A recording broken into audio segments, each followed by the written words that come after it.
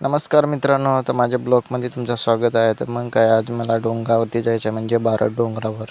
तर तिकडचा आज व्ह्यूज दाखवतो तुम्हाला, किती मस्त वाटतो तो.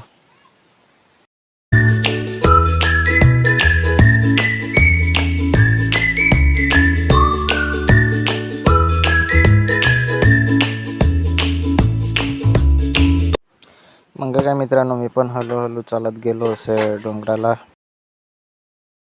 मग काय मित्रांनो, तर मी पण आलो इकडे मस्तपैकी झरणे बघायला. नदीमध्ये पाऊस पण मस्त होता आणि पाणी पण मस्त येत होता.